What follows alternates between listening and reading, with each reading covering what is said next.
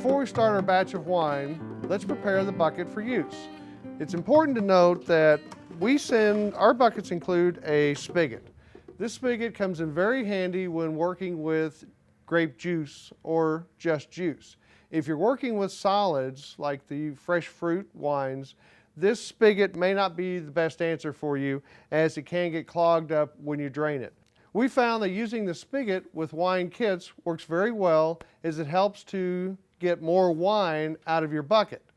We have a saying here that we don't believe in wasting wine, and the last thing we want you to do is waste wine. At some point in time, you're going to have to top off your wine, and if you've left too much behind, you may have to go out and buy a lot of bottles of commercial wine, which makes your cost prohibitive.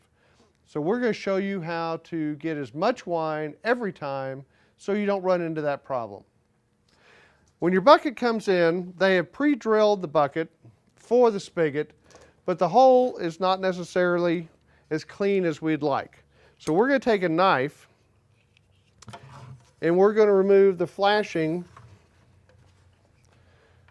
around the edge, just to make sure that we get a nice smooth seal. It doesn't take a lot.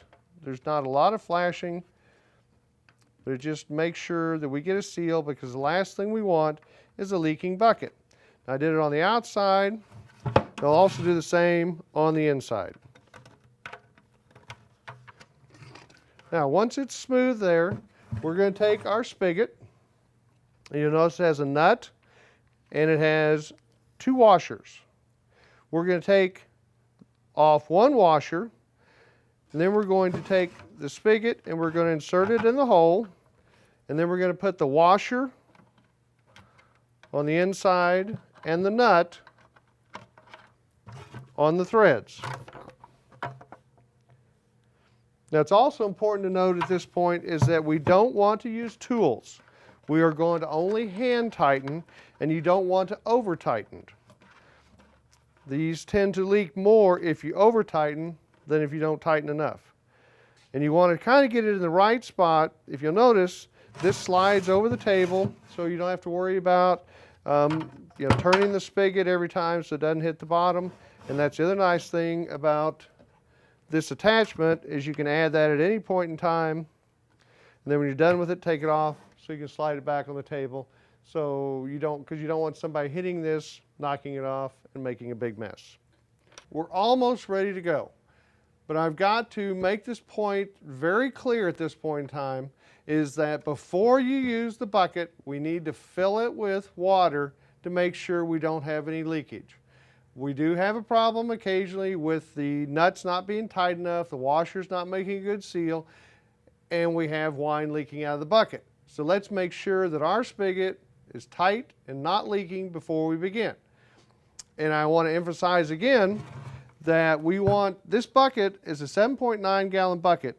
This lip on the inside is the 6 gallon mark. That's where we're going to fill every time we make a 6 gallon batch of wine.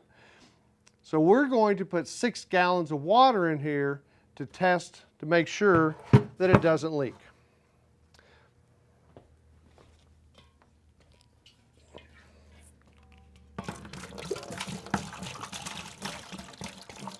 You can see we now have the bucket. Actually, you've got more than 6 gallons in there. And as I run my finger around the spigot, around the washer, we have no leakage. If you have leakage, you will need to put your hand in the bucket and just turn and adjust the spigot and the nut until it stops leaking. Wipe it down, and then check once again, let it sit, make sure you don't have any leakage. It's a lot easier to fix that now than it is when you've got red wine leaking on your floor.